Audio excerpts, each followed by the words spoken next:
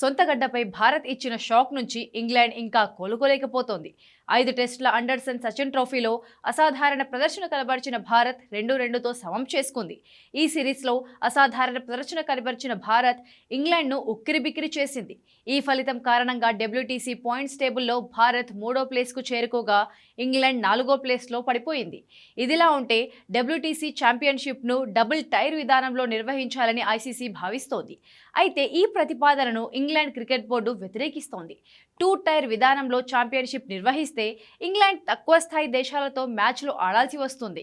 Top performance కనబర్చే Bharat, Australia, south Africa, New Zealand top గ్రూప్లో ఉంటే England, Bangladesh, Sri Lanka, Zimbabwe, West Indies జట్లతో ఇంగ్లాండ్ 2వ గ్రూపులో ఆడాల్సి ఉంటుంది.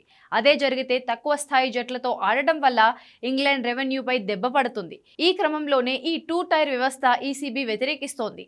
ఈ విధానానికి తాము వ్యతిరేకమని England cricket board chairman Richard Thomson స్పష్టం చేశారు. భారత్ ఆస్ట్రేలియాతో ఆడకుంటే ఇంగ్లాండ్ ఆదాయం దెబ్బతింటుంది. ముఖ్యంగా యాషెస్ సిరీస్లో ఆడకపోతే ఇంగ్లాండ్ టెస్ట్ క్రికెట్ మనుగడనే ప్రశ్నార్థకంగా మారుతుంది. వరల్డ్ టెస్ట్ ఛాంపియన్షిప్ తొలి 2 ఎడిషన్స్లో ఇంగ్లాండ్ పేలవ ప్రదర్శన కనబరిచింది. తొలి ఎడిషన్లో 4వ స్థానంలో నిలిచిన ఇంగ్లాండ్ 2వ ఎడిషన్లో కూడా 4వ స్థానంతోనే సరిపెట్టుకుంది. 2023-25 ఎడిషన్లోనూ ఫైనల్లో చేరుకోలేకపోయింది. బాజ్బాల్ అప్రోచ్ ఇంగ్లాండ్ కొంపముంచిందనే అభిప్రాయం వ్యక్తమవుతోంది. ఈ అప్రోచ్తో ఇంగ్లాండ్ కొన్ని అద్భుతమైన విజయాలు సాధించినప్పటికీ ఆశించిన ఫలితాలు దక్కలేదు.